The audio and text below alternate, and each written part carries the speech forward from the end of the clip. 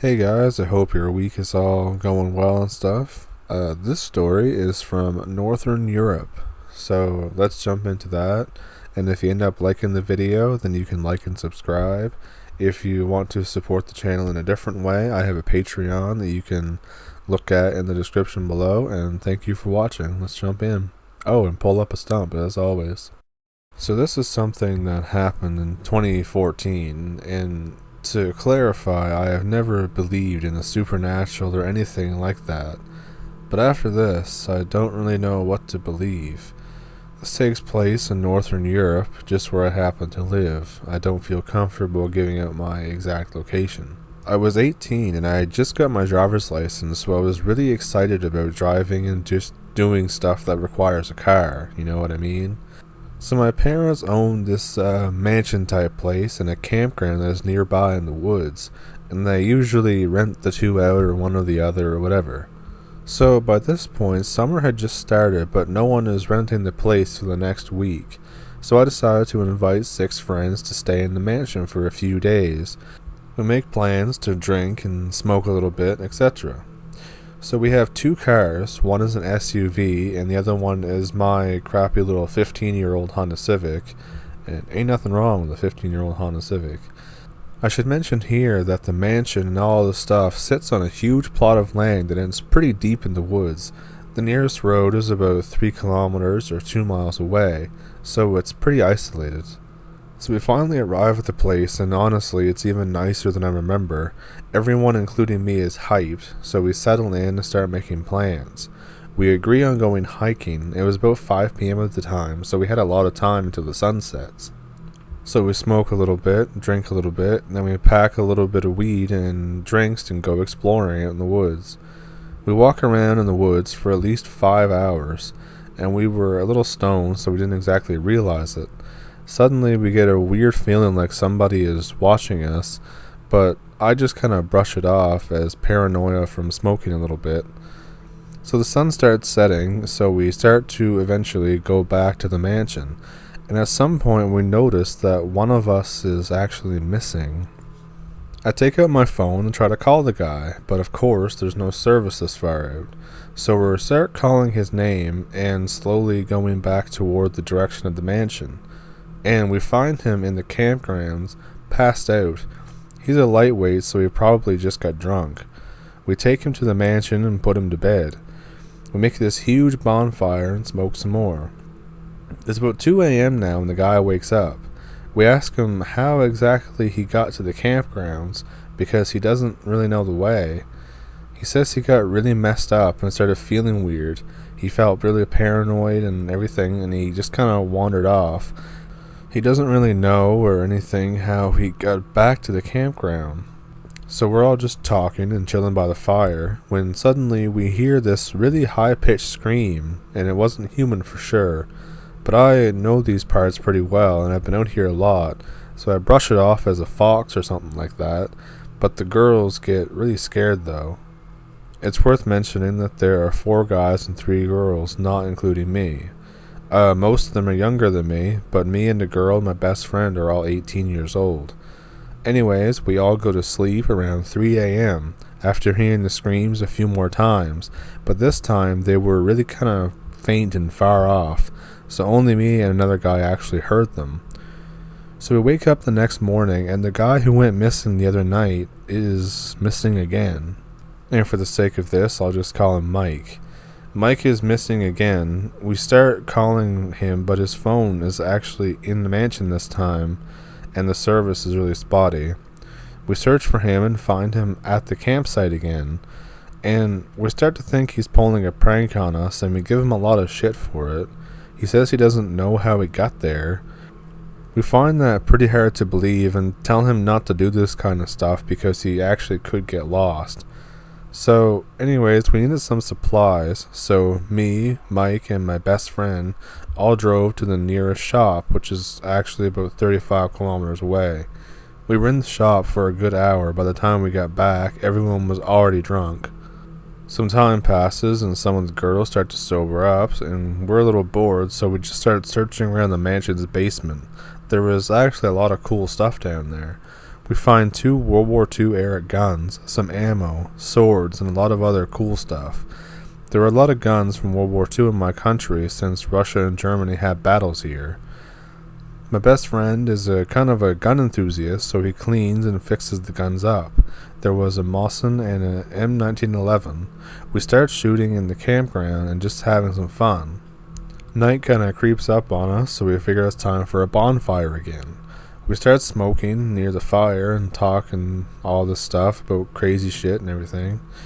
So we hear this high-pitched scream again. It's the same one from the other night, but this time they're super close. So we load up the guns and just kind of chill by the fire. I know it's an animal, but it's kind of better to be safe than sorry. A while goes by, and many people go to sleep. It's just me, my best friend, Mike, and another guy. I'll call him Josh for the sake of this. Now Josh is a massive scaredy cat. He won't even go into a room when it's dark, so he gets really paranoid at the screams.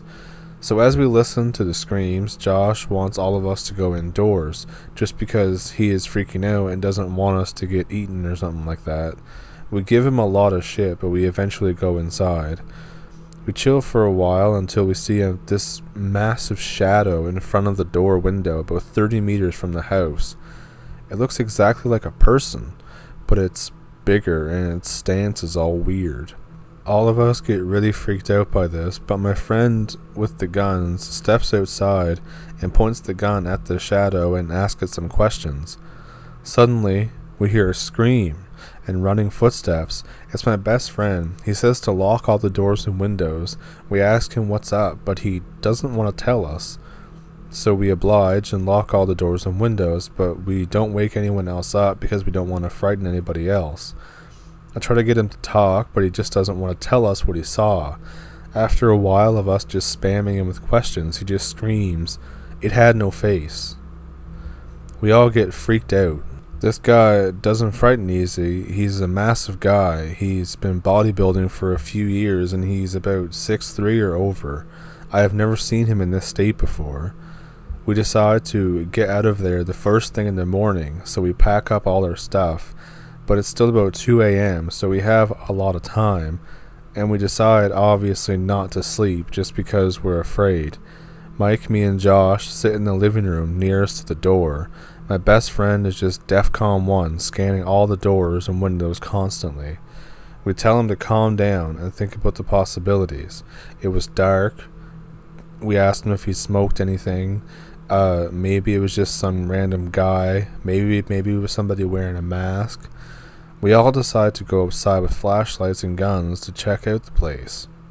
Josh doesn't want to come since he is a massive scaredy cat, and we tell him to lock up after us and only let us in. We go outside and wander near the campsite and find these massive footprints. Not boot prints, just naked footprints in the mud leading toward the mansion. We're about 100 meters away from the mansion when we all see it. It's standing next to what was the bonfire. The coals are still hot and illuminating some light so we could see it well. It was faceless, holes where the eyes should be, no mouth, but it had the ability to move its jaw. We see the jaw dropping and the skin stretching where the mouth should be. We start running fast as hell. I look behind me and see that Mike and my best friend are doing the same thing. I look back at the fireplace and it's not there, but we see shadows moving next to the mansion's entrance. I run up to the door and knock as hard as possible. Josh runs up and opens the door and is just pale, white as a ghost. We go in, but notice that Mike is missing. I ask Josh if he saw Mike from the windows. He says no, but he saw the thing. It was about 20 meters behind him. We all freak out and start screaming Mike's name through open windows, and we decide against our better judgment to go outside again to find him. We wake up all the people and say that Mike is missing, but we don't want to tell them about the thing we just saw. All the guys except Josh come searching for Mike. We go to the campgrounds and see him on a bench with the thing right next to Mike. It notices us, screams in our direction, and just skitters off and disappears. To this day, everyone who was there says they saw it and says they heard it. We try to wake up Mike, but he is knocked out cold. I carry him back to the mansion and lock the doors. Mike wakes up screaming like hell and says that he remembers everything. The first time he went missing, he met the thing. When he disappeared at night, he said that he met it outside, but he wasn't scared. It just seemed like a dream to him. And this time was exactly the same, as it's as if it was controlling his mind. We try to tell the girls, but they don't believe us, and they think that we're just screwing with them. We get out of there first thing in the morning, and I haven't gone back since, and neither have my friends. So what'd you think about that story? I quite enjoyed it, and I'm not going to say whether I think it's real or fake or not. All I'm going to say is that I've had some pretty crazy experiences at a campground in 2014, so I wouldn't doubt if it was real or not. Now, I decided to look up some folklore from Northern Europe to see what this might have been, and a lot of them don't really match the description, but there is a boogeyman in Lithuania called the Bobus, I believe it's called, and it says it's like a demon with piercing red eyes, long thin arms, and wrinkly fingers, who will come and kidnap children who misbehave. Now, the reason why that kind of stuck out to me is because, at a campground, you'd obviously have a lot of kids. As for the red eyes and the no eyes, it can definitely probably prey off of your fears. And, I know for myself, one of my fears is seeing a thing with no face. So, because you can't see its expression, it's weird. You just can't see its face. And in this case, it says that the enemy hides under carpets or inside the dark crevices of your house. So I know that stuff doesn't really fit with what the description of the thing was in the story. I just figured kind of that the thing could change based on your fears or something like that. I don't know. What did you think? If you liked the video and like my rambling at the end, then please like and subscribe. And that way you can reserve your stump for next time. There's always enough to go around, but sometimes you want the same stump, if you know what I mean. But anyways, enjoy the rest of your week or weekend whenever you're watching this, and hope you stay happy, healthy, hydrated, and cool wherever you are, maybe hot if you live in Australia. But yeah, I'll catch you all in the next one. Have a good one.